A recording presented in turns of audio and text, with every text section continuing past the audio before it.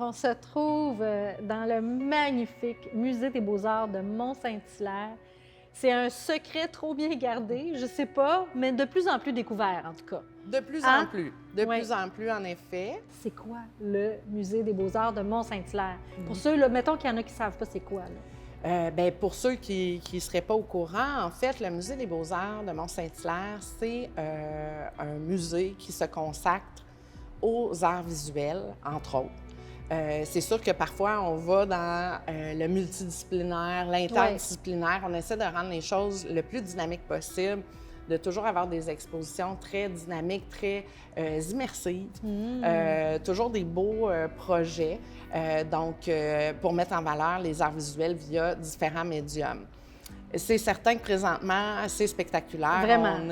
Non, mais pour vrai, là, c'est magnifique. On est encore dans les célébrations du 75e de Refus Global. Ouais. Et je me permets de faire un lien tout de suite parce que tu souhaites que je présente l'organisme, un lien avec notre mission. Donc, notre mission, c'est de préserver et de mettre en valeur l'œuvre et la mémoire d'Ozias Leduc, Paul-Émile Bordua et Jordi Bonnet. Donc, qui dit Paul-Émile Bordua, c'est indissociable des automatistes, pour ceux qui se connaissent moindrement en histoire de l'art. Donc, c'était le groupe de 16 jeunes, dont Bordua était le leader, qui ont signé le fameux manifeste Refus Global en 1948. Donc, ça fait 75 ans cette année. Alors, on s'est dit, bien, sortons les canons, on va célébrer en grand. Et comme Marcel Barbeau est l'artiste le plus représenté, mis à part IEPL, dans notre collection, qui est signataire du Refus Global, avec un petit salon des automatistes, on présente notre copie de Refus Global. Donc, on est encore dans cet esprit-là, puis toutes sortes d'activités. Donc, ici, c'est les locaux principaux, le siège social, autrement dit, du musée, donc au 150 rue du Centre civique, juste à côté de la bibliothèque Armand Cardinal. Oui. Ça a été créé par un artiste aussi. Ben oui, de la région, et en fait, qui n'est pas issu de la région, qui n'est pas natif de la région. Non. Mais qui est tombé en amour, justement, avec tout. Avec le Québec, avec la mission, et puis aussi... André Michel, pour ne pas le nommer. André Michel, qu'on va finalement nommer, qui a fondé le musée en 1995. Donc, moi, j'étais finissante cette année-là, du secondaire. Donc, ça fait... quelques années. Et M. Michel a fondé également la Maison autochtone, qui est notre principal partenaire, en fait, dans cette offre de circuit culturel-là. Donc, en fait, pour bien comprendre le musée, je ne peux pas passer sous silence que dans notre collection, nous avons le domaine Ozias Leduc avec 2 bâtiments, la maison natale, la maison familiale, où Ozias Leduc a vécu et travaillé toute sa vie, mis à part ses voyages, et la maison aussi Paul-Émile Bordua. André Michel a été l'instigateur de tout ça, mais avec des généreux donateurs, des bienfaiteurs comme Marcel Leboeuf, Simone Leduc-Lamy, la petite nièce d'Ozias Leduc. Et la campagne pour la maison Paul-Émile Bordua avait pris une ampleur avec Phyllis Lambert et d'autres généreux, Jean-Pierre Charbonneau et tout ça à l'époque. Donc là, dans le fond, cette phase-là d'acquisition a été faite il y a une vingtaine d'années, une quinzaine d'années pour d'autres bâtiments. Et là, on est dans la mise en valeur, on est dans l'animation, on est dans la restauration, la rénovation. Donc, il y a des beaux projets qui s'en viennent, que je ne peux pas tout dévoiler pour tout de suite parce qu'on est vraiment dans les balbutiements. Mais le circuit culturel que ça crée, en collaboration avec la maison autochtone pour compléter le circuit des muséales de Mont-Saint-Hilaire. Donc, les muséales de Mont-Saint-Hilaire, c'est vraiment ces 4 lieux-là. Et le musée est responsable du local ici et des maisons d'artistes. Donc, une offre absolument complète. Pour vrai, là, sérieux, c'est impressionnant. Là. Il n'y a pas d'autre endroit au Québec où on trouve une telle offre. Au Canada, oui, vraiment. Au Canada, Julie. Wow.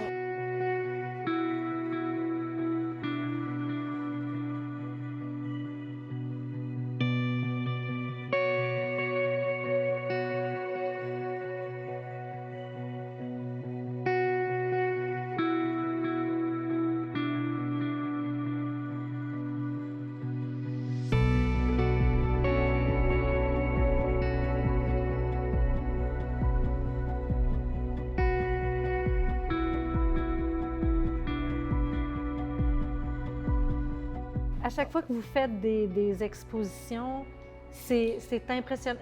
Honnêtement, tu sais, c'est pas besoin d'aller à Montréal. T'sais, merci de le dire, Julie, pour vrai, parce que là, le public nous en parle, le public nous le dit. c'est vrai. Certains, puis des fois, c'est des gens qui sont vieillissants pour qui se déplacer à Montréal devenait de Aussi. plus en plus difficile et ils nous disent on est comblés. On est comblés par votre offre.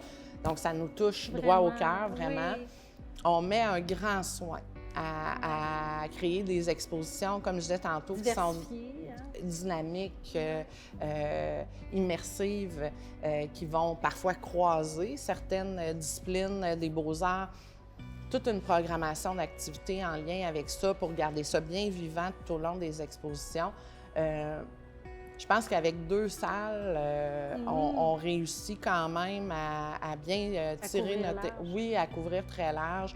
Ici, moi, je me souviens quand mes enfants étaient tout petits, Oui. avec les écoles, on venait. Oui, Donc, non seulement vous offrez ces magnifiques collections et ces expositions-là pour un public adulte, mais également, oui. vous passez aux plus petits.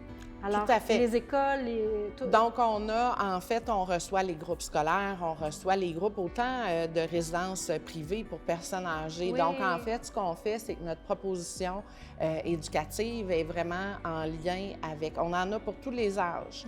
Puis, à chaque exposition, on ajuste notre offre.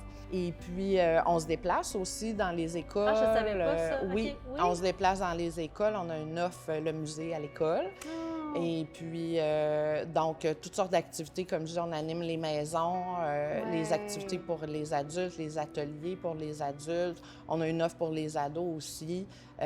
Donc, on essaie de rejoindre le public le plus large possible parce que, mis à part les grands maîtres, l'autre partie de notre mission, c'est de démocratiser l'art contemporain. Donc, il faut donner accès, il faut donner des moyens de comprendre, de faire ces échanges-là avec le public et puis de rejoindre le plus de gens possible.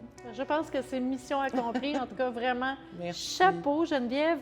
En terminant, l'émission s'appelle Fierté d'ici. C'est quoi Oui. ta plus grande fierté à toi? Bien, ma plus grande fierté, et c'est très sincère, honnêtement, c'est mon équipe. Notre équipe qu'on s'est créée, le noyau dur, là, on se suit, on s'entraide, des gens aussi passionnés que moi, qui accueillent les gens de la meilleure façon possible, qui font tout en sorte pour que les gens le public vive une belle expérience chez nous. Alors, oui, clairement, c'est mon équipe. Ah, c'est beau, mais ça doit partir de quelqu'un, ça, cette belle équipe-là. Oui. Sûrement que ça doit venir un petit peu de toi. Bien, je pense que ce qui se ressemble s'assemble en Probablement. quelque sorte, oui. Ouais. Ben, dans merci ce cas-là. beaucoup. Merci, Julie. Puis bien, ceci met fin à notre émission en beauté. On se retrouve la semaine prochaine pour une autre émission de Fierté d'ici.